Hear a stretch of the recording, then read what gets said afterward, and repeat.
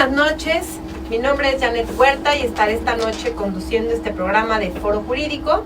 Y hoy tenemos un tema que está muy en boga y muy importante para la seguridad y para todo el tema de seguridad que estamos viviendo, que es la legalización y regulación de las drogas en México.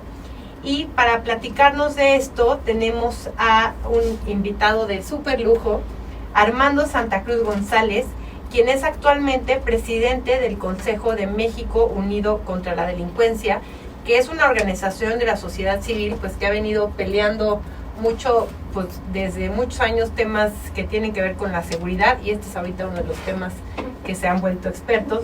Muy buenas noches y gracias por acompañarnos. No, hombre, gracias Janet por la invitación. Y también nos acompaña esta noche para platicar del tema William Yarmes, quien es gerente de aquí de Radio Centro, también conductor de Radio Centro y pues también apasionado de este tema. Buenas noches, William. Hola, buenas noches, Janet, Armando, ¿qué tal? Yo aquí nada más de chismoso, porque es un tema que me gusta mucho, y la semana pasada que me dijiste, yo luego te empecé a decir, oye, pues vete por acá, y esta línea, y esta idea, porque hay muchas cosas de las que conversar, ¿no?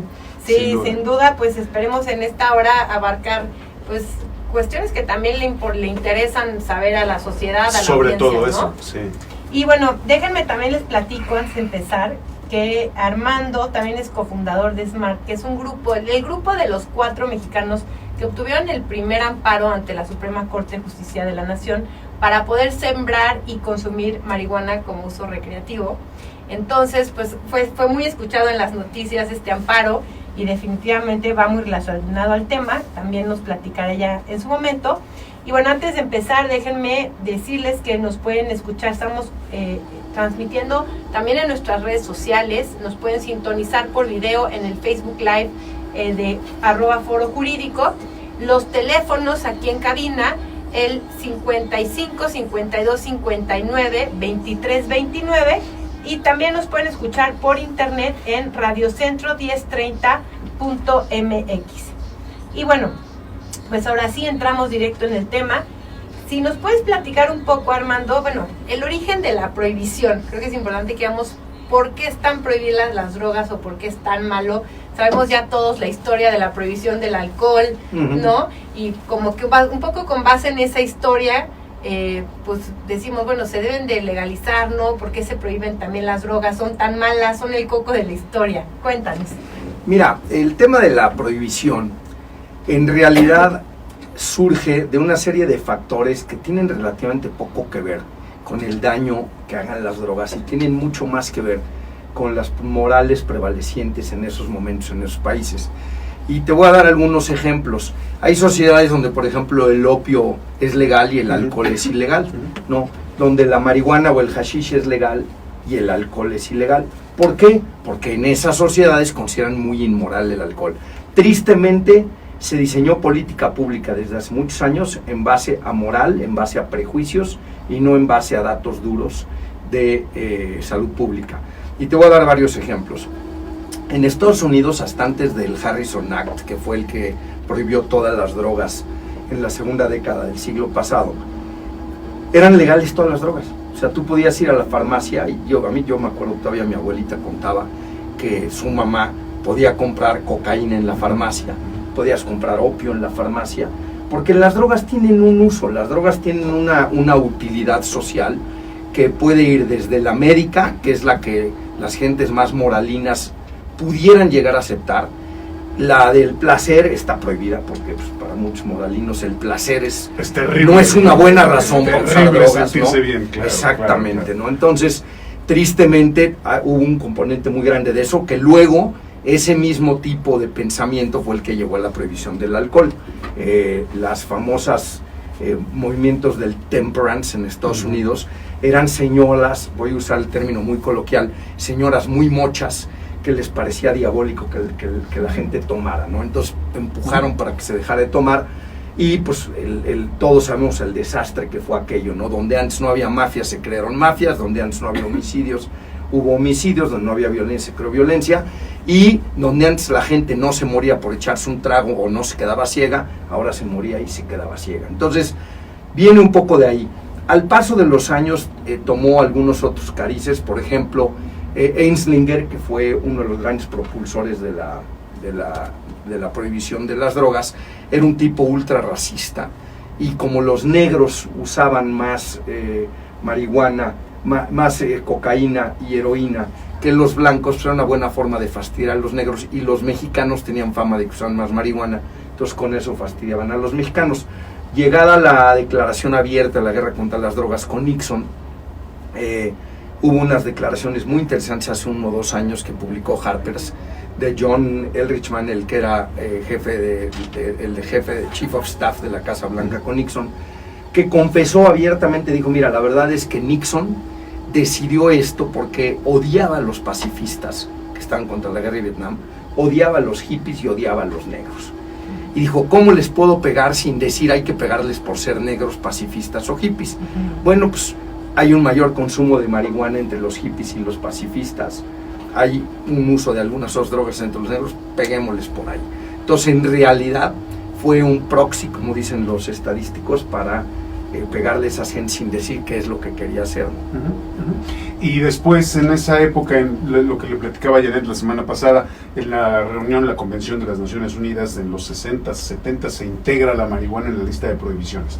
Y esto me lleva, yo le dije a Janet, hay que poner en la lista el tema de los intereses desde la perspectiva política y económica de la industria farmacéutica, que desde luego están preocupadísimos porque no se libere esto, porque se puede controlar, ¿no? Ese es otro motivo también muy importante. ¿Quién lo controla? Pues las farmacéuticas determinan qué se prohíbe, qué no se prohíbe, y ellos tienen el monopolio del manejo de las sustancias. Y mira, muy en línea con lo que dices, hay 2 datos bien interesantes que, bueno, voy a dar 3, aunque 2 de ellos no tienen que ver con las industrias farmacéuticas y de alcohol, pero que nos reflejan cómo los grupos económicos tienen agendas ocultas muchas veces que impulsan a mantener prohibiciones y cosas por el estilo.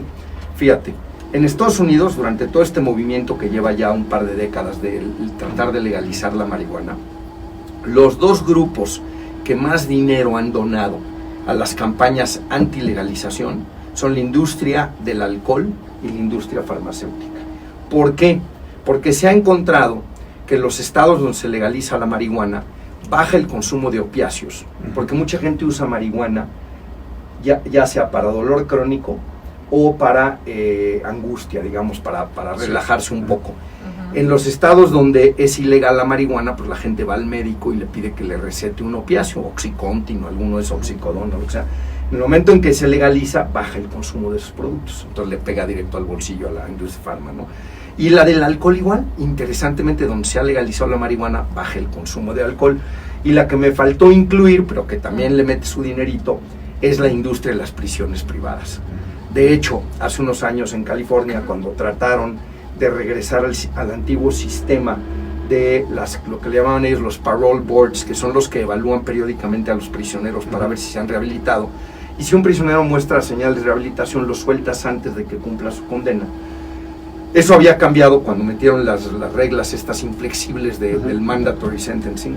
Pues el grupo que más dinero dio para tirar esa iniciativa fue el sindicato de custodios y los grupos de prisiones, porque pues, si pasan esas leyes, las prisiones se vacían, ¿no? Entonces, es muy interesante y muy triste, pero se mueven por esta serie de factores estas cosas, ¿no?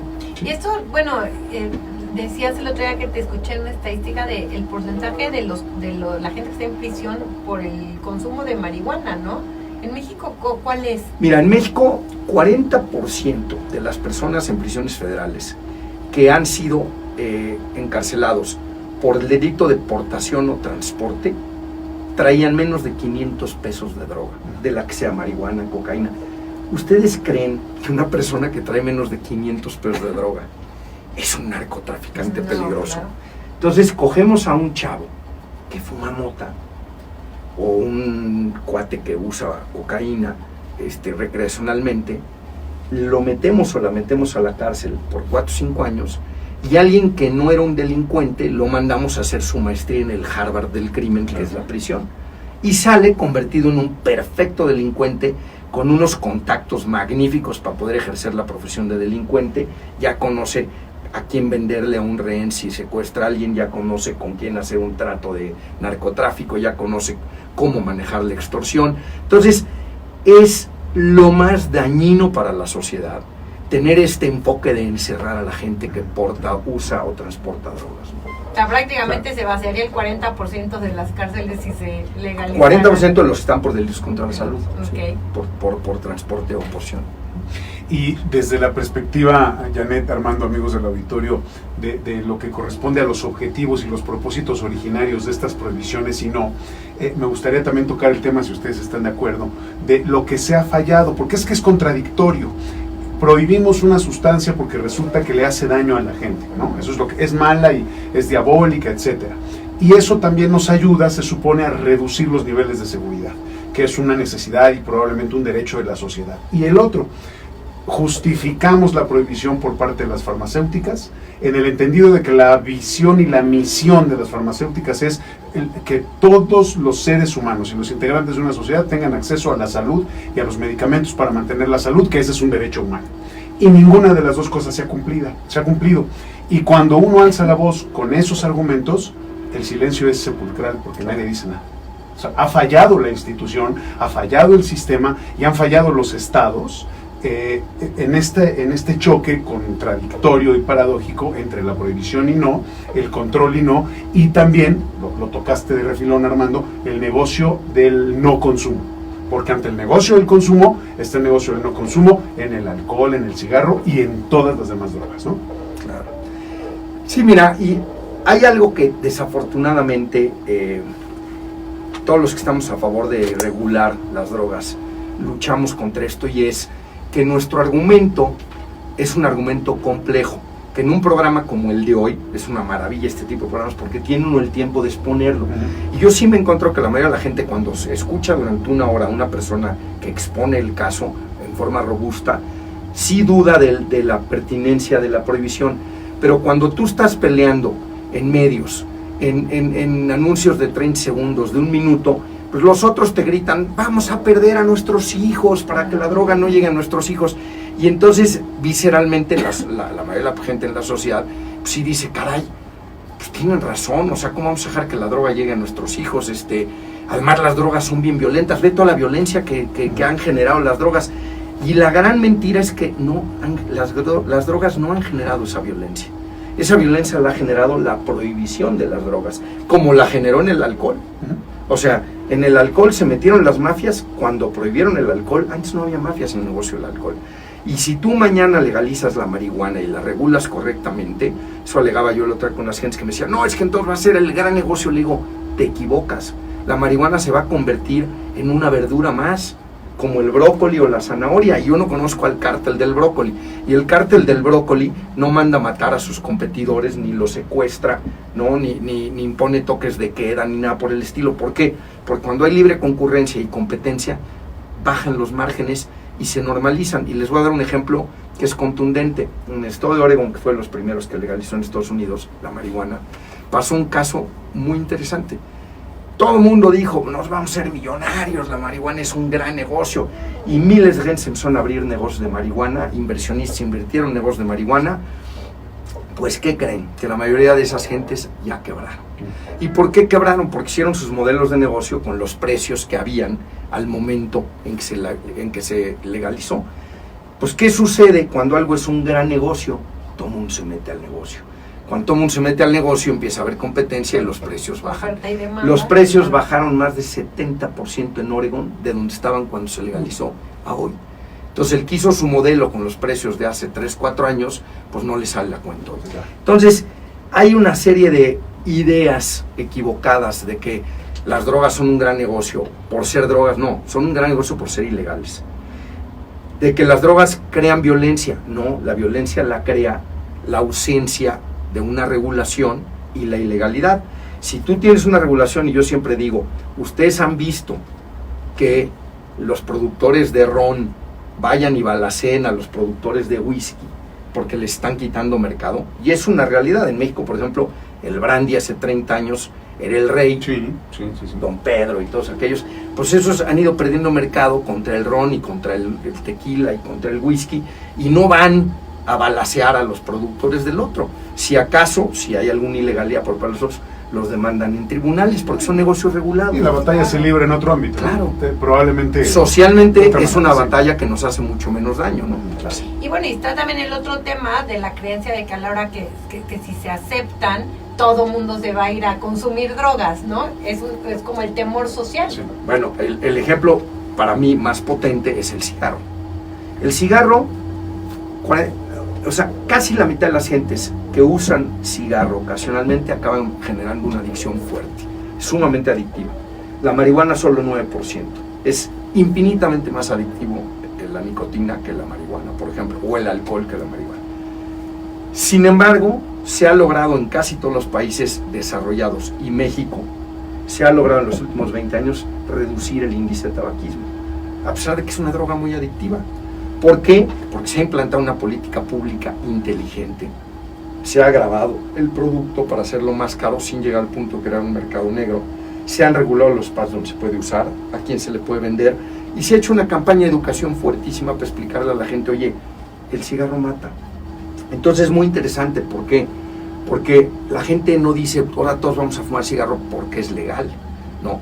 Y la marihuana, yo creo que ya los ejemplos que han tenido en varios lugares del mundo nos demuestran que eso es el petate del muerto. En Colorado, el consumo entre jóvenes no ha crecido desde que se legalizó. Y es la legalización más legalizadora que hay, la de Colorado, o sea, con muy poca regulación, libre mercado, sí, muy abierta, donde sí, tú sí. quieras, ¿no?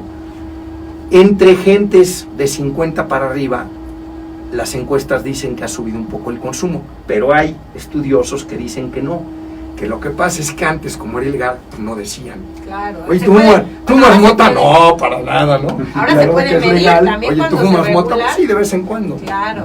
Y Exactamente. en los casos también están los europeos, ¿no? Bueno, que también han sido Bueno, y que ha habido positivos. inclusive en Europa Ámsterdam. con drogas mucho más duras y más peligrosas y más adictivas.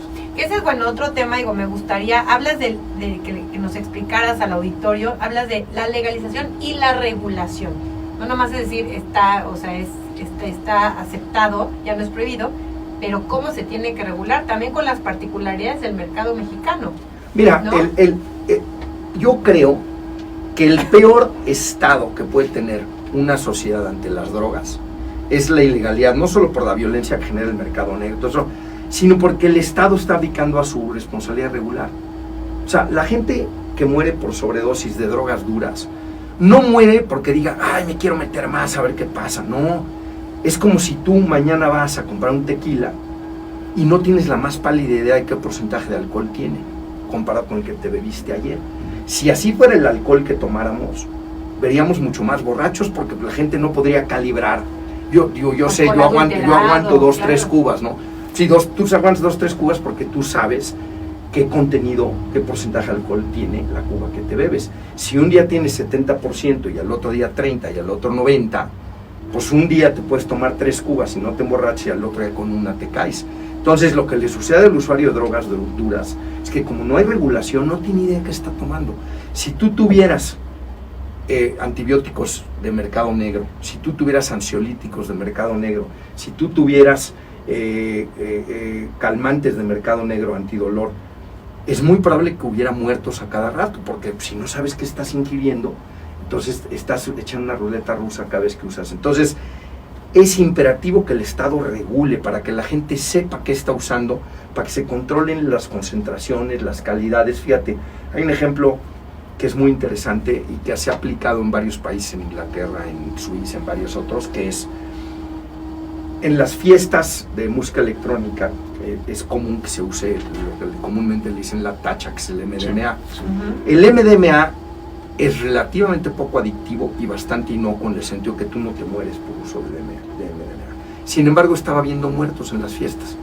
Se pusieron a investigar y los países más ilustrados, más iluminados, dijeron, oye, los chavos están muriendo porque hemos descubierto que muchas de esas pastillas no son MDMA. Claro. Son quién sé qué porquería que el narcotraficante inventa. Entonces lo que hicieron es, dijeron, les vamos a poner afuera de esos conciertos, les vamos a poner científicos que gratis y sin preguntar ni pegarles sermones, les van a decir, oye, déjame nada más checar si tu pastilla es MDMA. Pum, y le pone una gotita a un producto y si reacciona de un color le dicen, oye, esto no es MDMA, no te lo metas.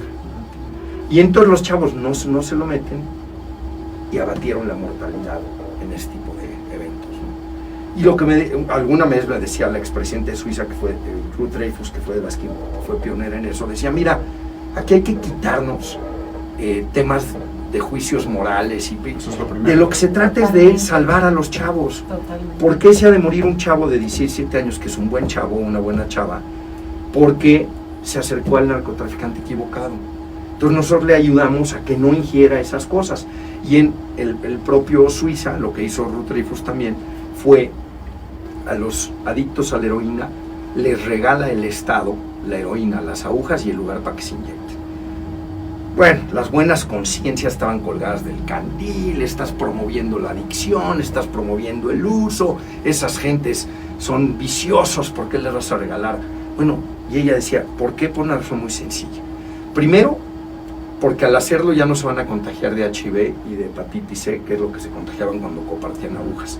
Segundo, porque ya no se van a morir de sobredosis, y dicho y hecho, ya no hay muertes por sobredosis en esos programas en Suiza.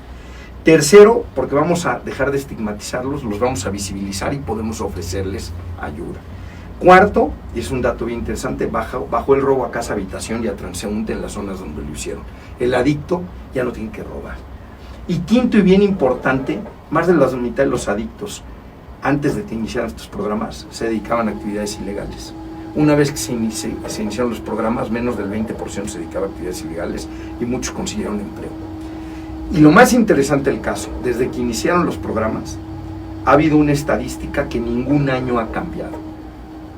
El grupo de adictos iniciales, año con año se ha reducido, y el número de nuevos adictos, año con año se ha reducido. Entonces, ¿cómo discutes con esas cifras? ¿Cómo dices, no, eso no? ¿Cómo que no? En todas las métricas es un éxito. Totalmente, y creo que esa parte que dices también de no nada más darles las drogas, sino el tratamiento correcto. A la hora que lo legaliza, como dices, se hace visible y se puede dar el tratamiento correcto. Claro. Déjame, antes de que sigamos, ya tenemos algunas preguntas del público, recordarle también a nuestro auditorio que si tienen alguna pregunta pueden llamar por teléfono al 55 52 59 23 29.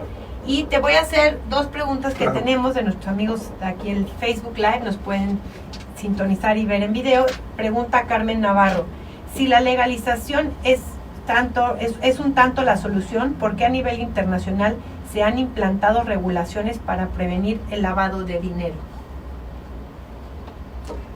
No me queda muy claro cómo se liga una cosa con otra, por qué se han implementado cuestiones de lavado de dinero. Las cuestiones de lavado de dinero se tienen que implementar en todos los países para atacar al crimen organizado. O sea, porque todo criminal tiene que lavar su dinero, ya sea narcotraficante, ya sea tratante de blancas, ya sea extorsionador, secuestrador, pirata, o sea, lo que sea una piratería, o político corrupto, o empresario corrupto. O sea, todo el que se dedica a un negocio ilícito no tiene forma de justificar el dinero que tiene, porque lo hizo ilegalmente.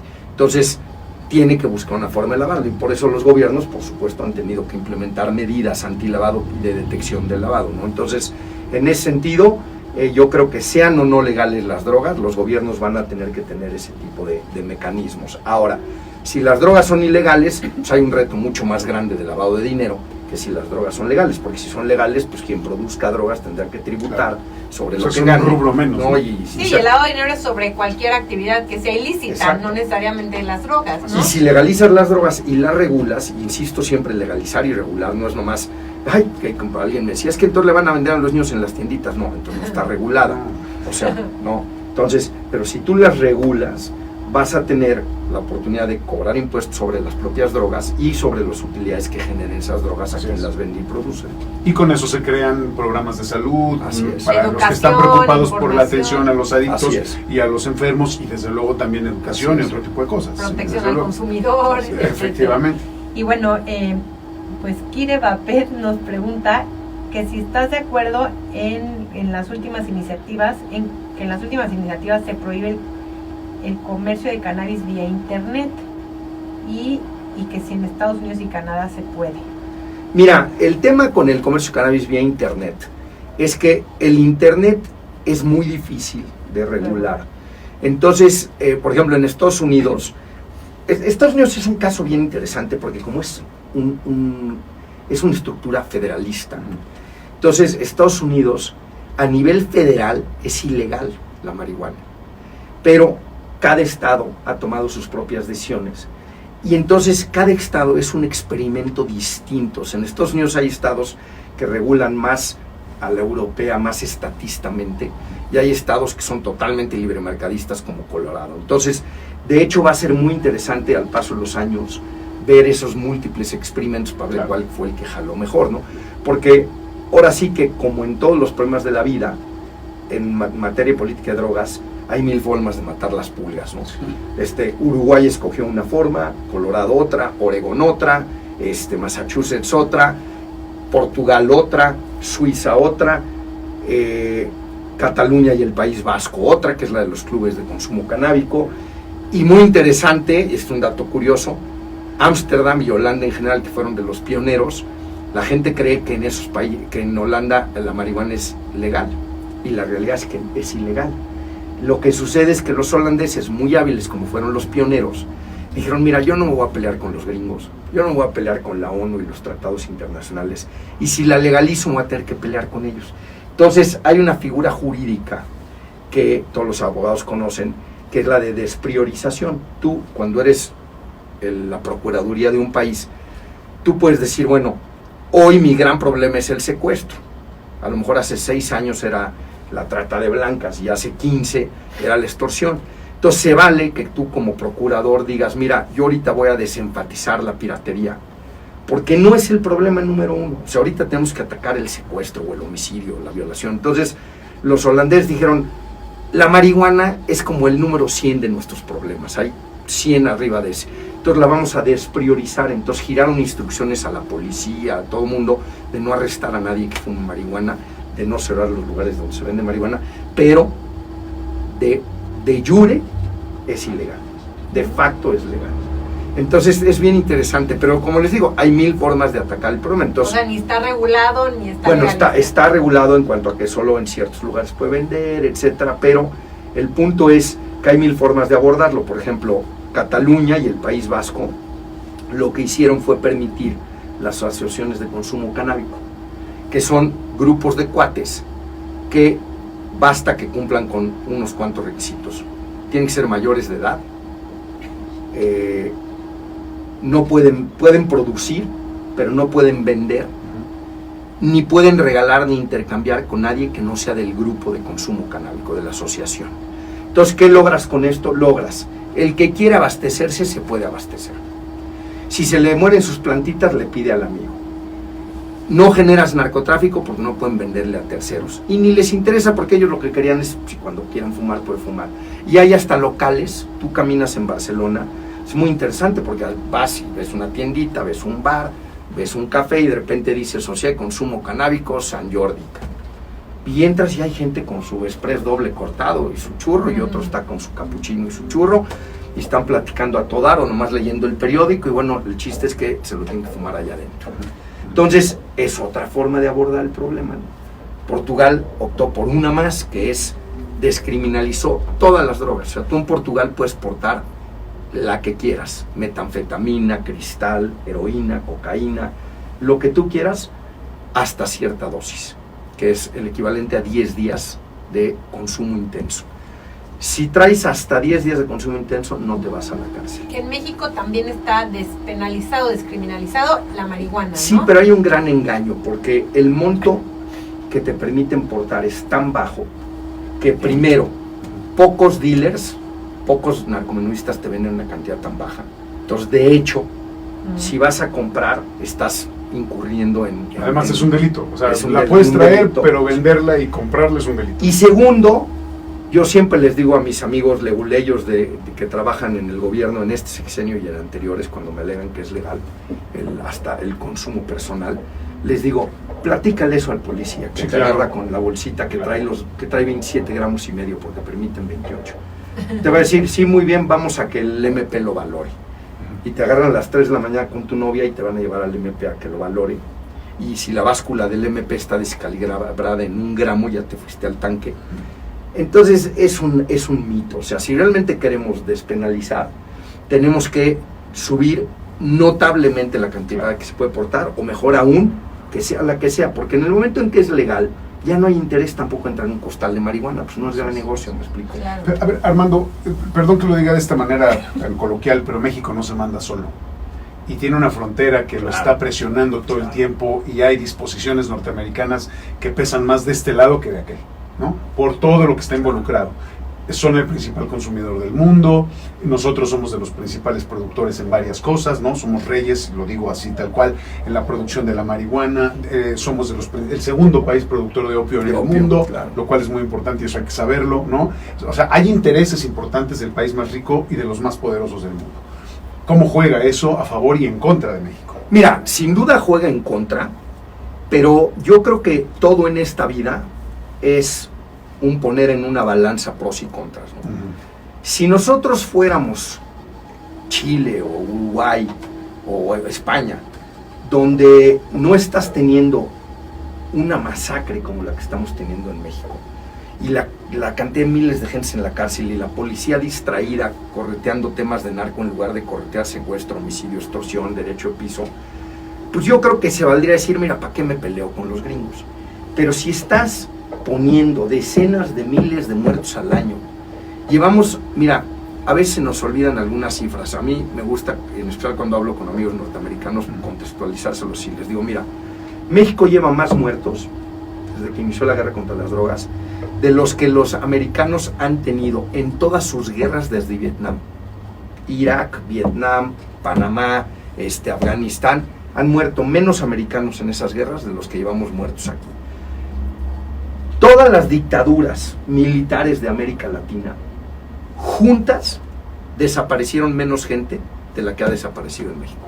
O sea, los militares uruguayos, argentinos, chilenos, brasileños, salvadoreños desaparecieron menos gente. Ese es un dato terrorífico. No, eso es terrible, doloroso. O sea, todo el mundo habla, no, los desaparecidos en Argentina y en Chile, no, sí es terrible. Sí, claro. Pero son una fracción de lo que ha desaparecido aquí. Entonces, cuando estás ya en esa posición, yo creo que sí es momento de voltear y decir, mira, mano, siento mucho que te caiga gordo lo que voy a hacer, pero yo ya no puedo seguir con esto. Y la verdad de las cosas que sí creo que es momento, además de que me parece muy pusilánime no hacerlo, porque Canadá ya se aventó y se la jugó, y pues sí, no le pareció a los gringos y se la hicieron medio tos, pero tampoco fue el fin del mundo. Y en Estados Unidos la tendencia es, a mí no me queda duda que es una tendencia sin reversa. Es bien interesante cuando tú ves las encuestas en Estados Unidos de qué opina la gente sobre legalizar. Ya hoy día, más de la mitad de los gringos en la mayoría de los estados quieren legalizar. Pero si las segmentas por grupos de edad, los que más se oponen son los viejos. Entonces, conforme vayan muriendo los viejos, va a ser abrumador el apoyo de la opinión pública hacia legalizar. Entonces, yo creo que lo único que estamos haciendo es posponiendo una cosa que podríamos adelantar.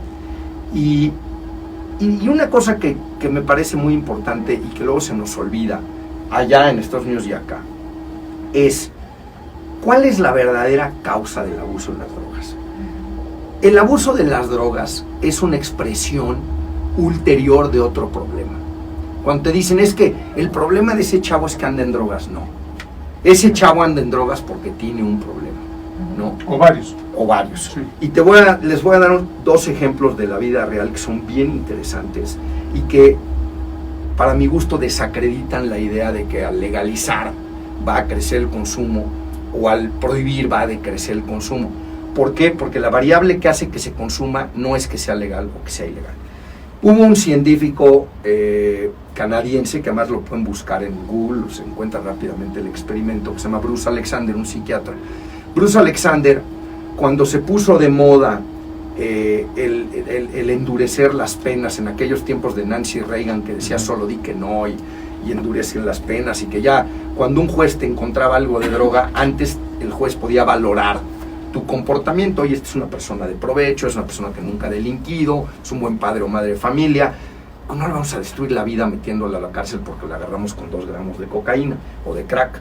Bueno, pues cuando Reagan dijeron, no, es sentencia mandatoria, no hay discusión, no se valoran otro tipo de consideraciones.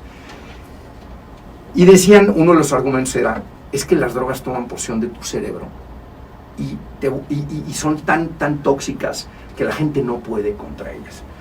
Y prueba de ello es que en los laboratorios donde se le pone a las ratitas en las jaulas cocaína o heroína, comida y agua, las ratas tienden a empezar a usar la droga y dejan de comer y de tomar agua y usan droga cada vez más hasta que se mueren. Ahí está la prueba. Entonces Bruce Alexander dijo, a ver, a mí esa prueba se me hace que trae jiribilla. ¿Por qué? Si yo fuera esa ratita y estuviera en una jaula de 2x2, sin contacto humano, sin estímulos sensoriales, sin ningún futuro por delante, y me ofrecen droga o comida, pues yo también iría por la droga. Dice, ¿por qué no hacemos la prueba en un entorno más realista? Entonces hizo lo que él le llamó el campamento de las ratas o el parque de las ratas, Rat Park, que es una jaula grandotota, donde hay juegos, donde hay hembras y machos que pueden tener sexo, donde hay compañía, donde hay retos, y puso toda la droga que quieran, cocaína y heroína, y agua y comida. ¿Y qué creen que pasó? Prefirieron el agua y la comida. La mayoría de las ratas probaron la droga. Un grupo importante de vez en cuando la usaba, pero sin tener problemas. Y una pequeña minoría se enganchó. Cualquier parecido con la sociedad es mera casualidad. Y luego, el ejemplo en seres humanos fue la guerra de Vietnam. El gobierno gringo estaba aterrado a principios de los 70s, porque más del 10% de los chavos que se iban a Vietnam se volvían adictos a la heroína. Y entonces dijeron, no, o sea, vamos a tener una nación de zombies porque estamos mandando centenas de miles de chavos y están regresando heroinómanos, ¿no? Pues resulta que el 88% de esos chavos adictos dejaban la heroína al volver a Estados Unidos. O sea, casi 9 de cada 10. Y la mayoría ni siquiera requerían tratamiento. La dejaban solos. Ah, caray, pues no se supone que capturaba tu mente y ya no podías contra ella. Pues ¿qué empezaron a encontrar los psiquiatras y los psicólogos?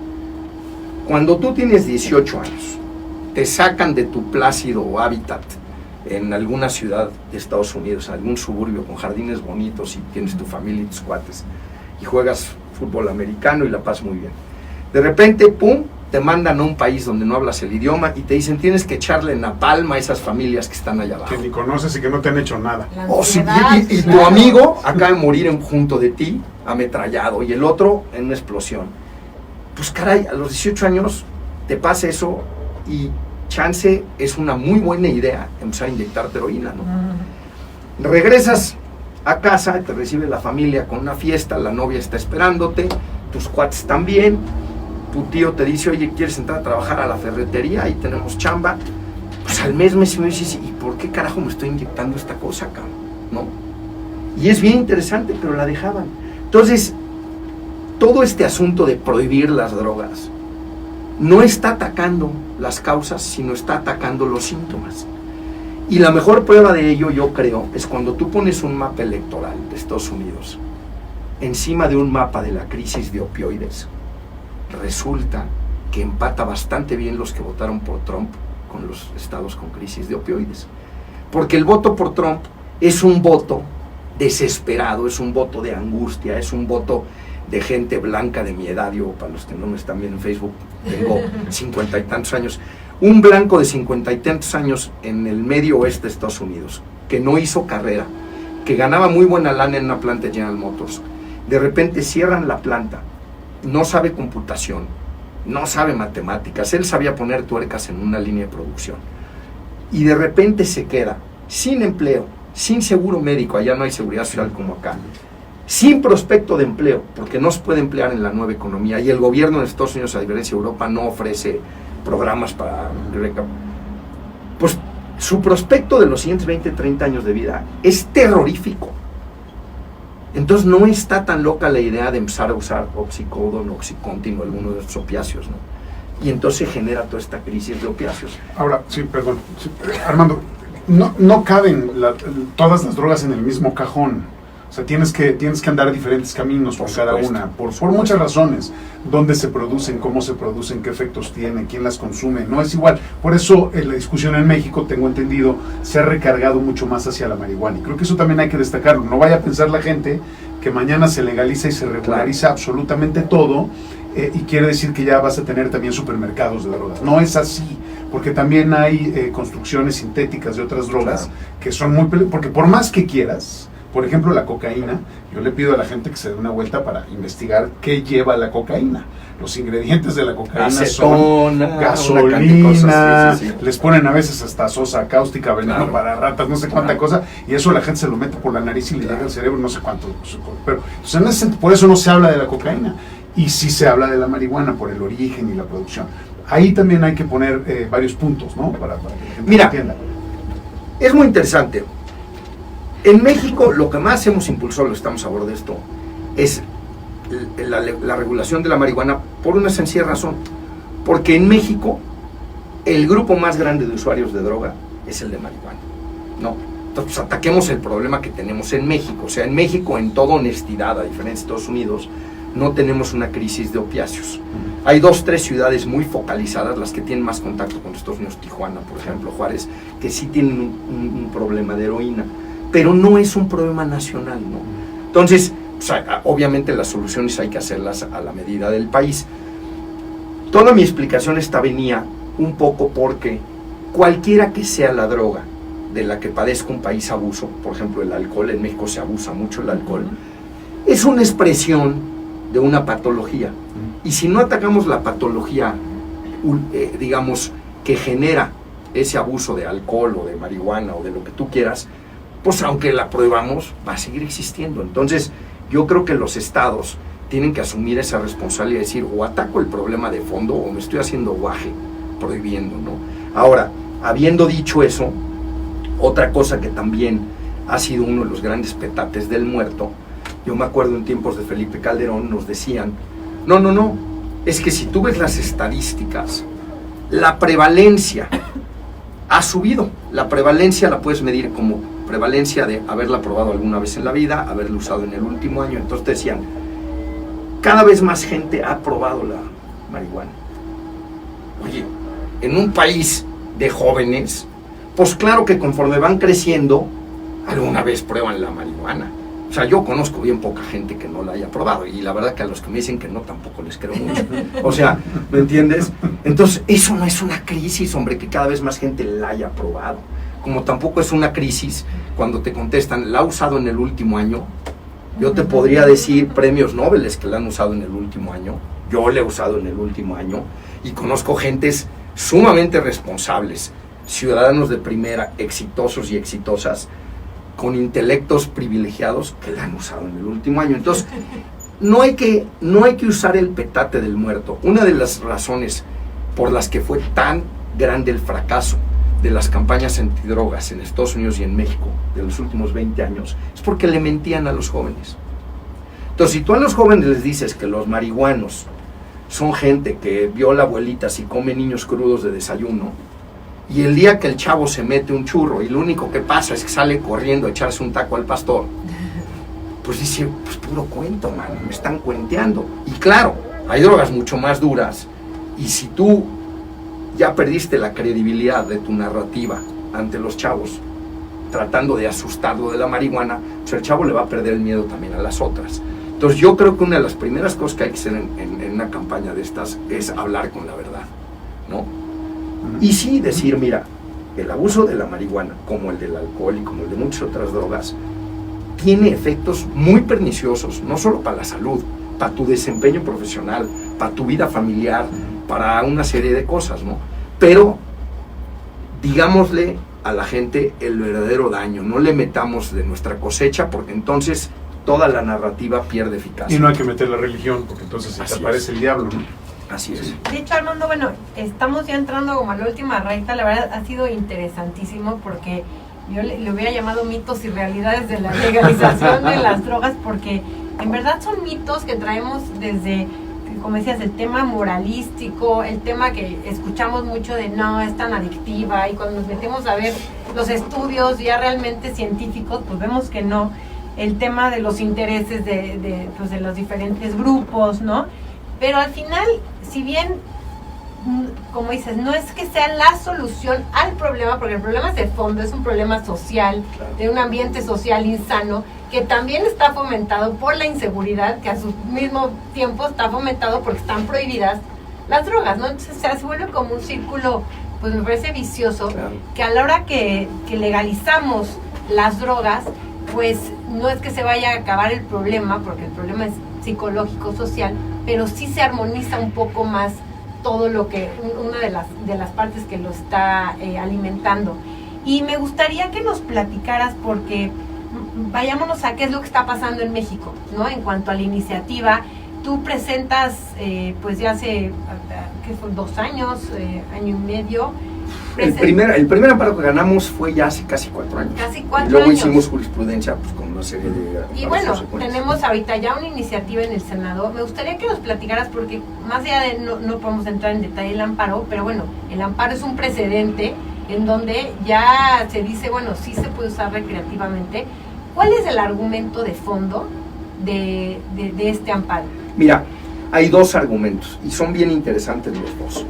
Además, yo tengo que decirles con todas sus letras que se ganó mi respeto la Corte, porque les mandamos lo que entre los abogados, yo no soy abogado, pero me lo he ido aprendiendo a lo largo del tiempo, lo que entre los abogados llaman los amicus curiae, que son documentos que puede traer gente interesada en ese litigio, puede traer argumentos expertos para complementar la información que va a utilizar la Corte.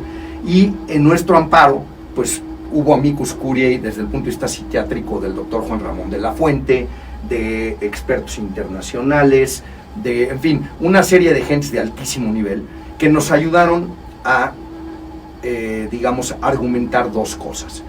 Una, es un despropósito encarcelar a gente por usar marihuana, porque no guarda proporción la pena con el daño. Y uno de los argumentos que usaron en esos amicus curiae fue que se presentó evidencia de que el alcohol hace mucho más daño al cuerpo y al cerebro, y es mucho más adictivo y genera más violencia intrafamiliar, y que el tabaco es mucho más letal y más adictivo. Entonces, el primer argumento jurídico fue proporcionalidad. A ver, si esta droga es menos adictiva y menos dañina que esas otras 2 que son legales, no hay proporción en el castigo. Entonces, o ilegalizas las otras y las castigas igual, o liberas esta, pero es un trato diferenciado al usuario de una cosa por otra, y ahí se evidencia que es un tema de moral, no es de salud pública. Y el segundo argumento fue el libre desarrollo de la persona, que la Constitución, y no solo la Constitución, sino la Carta Internacional de los Derechos Humanos, dice que los seres humanos tenemos derecho a decidir qué queremos ser y cómo desarrollar nuestra persona. Entonces, si yo fumo marihuana, o tomo alcohol, o fumo cigarro, sin afectar a un tercero, el Estado no tiene por qué meterse. Mucha gente nos alegaba, pero ¿qué tal si entonces pilotea un avión? Pues igual que si lo pilotea borracho, se va a la cárcel, ¿no? Y si maneja, igual que si maneja y se te agarra el alcoholímetro, te vas a la cárcel. Nadie está diciendo que puedes emborrachar y manejar, pero si en la sala de tu casa te quieres tomar unas chelas viendo el fútbol, es tu problema, y si te quieres fumar un churro viendo a Pink Floyd, también es tu problema, ¿me entiendes? Puede ser al revés, también. Exacto. O sea, quiero decir, tomar la cerveza y ver a Pink Floyd. Y ver a Pink Floyd, churro, ver el partido. Exacto. ¿No? Entonces, si hay una cosa ahí que la Corte también reconoció y dijo, pues sí, ¿por qué el Estado está metiéndose en eso, no? Yo creo que el Estado, Armando, Janet, amigos del auditorio, tiene una percepción de su sociedad, de la sociedad que lo integra, no de la que gobierna, de la que lo integra, débil, ignorante. Claro, como si no pudiéramos tomar nuestras decisiones, ¿no? Como que no tenemos menores de edad, no sabemos enfrentar esa responsabilidad. Exacto. Y eso también ha generado inquietud. Gobierno. Sí, y tú lo dijiste, la gente se lo cree, y claro, con todas estas estigmatizaciones y estereotipos, el que consume droga es malo de entrada, de origen. Entonces quiere decir que no hemos podido analizar todo el esquema y todo el cuadro completo. Hemos tratado muchas veces este tema aquí, por eso te dije que me encanta el tema, porque hemos incluso revisado la historia de la intoxicación, y eso es milenario. Milenario. Las sociedades han utilizado sustancias para muchas razones, desde lo sagrado, desde lo diferencial incluso, es decir, para marcar una élite de un grupo menor, digamos, ¿no? Hasta Claro. para eso ha servido, y luego se nos olvida y no lo analizamos. Parece que la marihuana creció ayer o empezó a principios de siglo a ser un problema o una sustancia existente en la sociedad, y no es así. Mira, hay un dicho que me encanta a mí de un experto en política de drogas que se llama Colkin, que dice, y me vino a la cabeza por lo que dices de que es milenario, no existe la sociedad sin drogas, y el que te diga que la va a lograr es un mentiroso. Entonces, este cuate dice, toda sociedad puede escoger qué clase de problemas de drogas va a tener, pero no puede escoger no tener problemas de drogas. O sea, vas a tener un problema de drogas. Ahora, cómo lo manejes, eso es lo que puedes escoger, pero decir que no vas a tener un problema de drogas es una mentira, ¿no? Y normalmente los utopistas tienden a traerle más problemas a la sociedad de los que resuelven, porque tienen verdades absolutas y cosas muy peligrosas. Entonces, yo la verdad es que prefiero gente con los pies en la tierra que dice, a ver, vamos entrándole de esta manera, que ha probado que funciona y que reduce el daño, ¿no? La política, digamos, a la que nos apegamos mucho en México Unido contra la Delincuencia y que es internacionalmente conocida, es lo que le llaman los sajones harm reduction, reducción de daño. ¿Cómo puedo abordar la política de drogas? Reduciendo al máximo el daño. No lo voy a eliminar, pero reduciéndolo al máximo. Armando, rápidamente, la iniciativa del Senado, ¿qué nos puedes decir al Híjole, respecto? gran decepción. Yo sé que necesitamos un programa para eso, pero... Mira, gran decepción, y te voy a decir Platícanos que me parece muy triste. Me parece muy triste que ha habido muchas iniciativas muy sólidas, desde la que presentó Gil Suárez hace 4 o 5 años, en la que participó gente del CIDE, participaron organizaciones de la sociedad civil, está muy bien hecha. La iniciativa que traía Sánchez Cordero, poquito antes de la toma de posesión de gobierno de Andrés Manuel López Obrador, era una iniciativa bastante razonable. Ha habido muchas iniciativas que cubrían la mayoría de los puntos importantes, y sin embargo, por una razón que no conozco, pero que sospecho, que puede ser la mano negra de las grandes corporaciones canadienses de marihuana, el senador Menchaca saca una iniciativa que, si tú la ves fríamente, parece que está dedicada a las empresas canadienses. O sea, es una iniciativa que impide al campesino mexicano participar en el negocio, que estigmatiza al usuario, que solo permite semillas de importación. A ver, ¿cómo? ¿Por qué? Si somos un país que le sobran semillas. Así es. Que pone unos requisitos de empaque tan complicados porque, por cierto, no se los piden ni a los que fabrican dulces, ni a los que fabrican pastelillos, ni a los que fabrican teléfonos, ni a nadie más. O sea, que sea compostable el empaque, que cumpla con unos ciertos requisitos, que pareciera que está diseñado para que solo aquellos que tienen una empresa gigantesca puedan cumplir con el requisito, ¿no? Trazabilidad de las semillas, no sé cuánto. Entonces, yo creo que es muy desafortunada. El supuesto permiso para que puedas autoproducir, para autoconsumo, te piden que te metas a un registro y te registres y cumplas con ciertos requisitos. O sea, entonces ya veo a la gente corriendo a decir, me voy a afiliar al Registro Nacional de Pacheco, Sí, claro. ¿no? Con todo el estigma que eso acarrea. Totalmente. En segundo lugar, si tú siembras en tu casa, suponiendo que te aprueban en el registro, tienes que permitir que en cualquier momento entren a hacer verificaciones a tu casa, que cumples con hacer requisitos. O sea, de repente estás sentado con tus chavos y tac, tac, venimos a verificar y entran. O sea, está hecho de tal manera que francamente yo creo que deja mucho que desear. Y algo muy importante, y Uruguay es quien nos ha mostrado que esto es importante. En Uruguay trataron de regular tanto que realmente no hay un mercado. Y al no haber un mercado, pues la demanda sigue ahí. ¿Quién atiende entonces esa demanda? Pues la sigue atendiendo el mercado negro. Entonces en Uruguay, a pesar de que legalizaron, sigue habiendo un mercado negro enorme. En Colorado el mercado negro es bastante chico, porque si tú quieres mota vas y la compras en la tienda. Sí, que sea algo fácil. Claro, ¿no? y los clubes de consumo canábico en Cataluña eran muy fáciles, ¿no? Armando, pues ya prácticamente tenemos que cerrar el programa. Pues yo invito al auditorio a que específicamente de esta iniciativa pues se informe, ¿no? Es bien importante que no nada más repitamos información por repetir o porque vemos un titular amarillista, que se informe y que nos compartas, porque por ahí tienen una iniciativa en México Unido también que puede firmar y que participe la ciudadanía. Sí, ¿no? mira, yo los invito a que se metan a la página de México Unido contra la Delincuencia, que es mucd.org.mx. Ahí tenemos un caudal de bibliografía sobre el tema de política de drogas, y tenemos también una pequeña aplicación donde tú puedes picarle y le llega a tu congresista la petición de que por favor legislen correctamente, además de que todo el día estamos comentando sobre el tema. Ahorita hoy hubo 3-4 tweets comentando las iniciativas. Mi Twitter también, a Santa Cruz G, tuiteo este tipo de cosas, quien quiera seguirlo, a Santa Cruz G, y entonces ahí pueden enterarse, y ahí estamos en tiempo real diciendo, oye, esto va mal, esto va bien, empujémoslo por aquí, empujémoslo por allá. Yo estoy convencido que la gente que se informa acaba estando de acuerdo con nosotros. Déjenme cerrar recomendando un libro con el que he convencido a las gentes, digamos, más conservadoras, religiosas, y que abordan este problema con la visión más moralina que yo he conocido. Y es un libro que se llama Tras el Grito, de Johann Hari, se apellida H-A-R-I. ¿Y por qué es magnífico este libro? Porque este libro lo que demuestra es que cuando nosotros criminalizamos las drogas y a los usuarios de drogas, estamos victimizando a las víctimas de la sociedad. O sea, estamos revictimizando. Si tú eres una persona muy católica o muy cristiana que tiene un sentido de empatía y de misericordia profundo, a la hora que lees eso te das cuenta de la crueldad que es esta política de drogas, ¿no?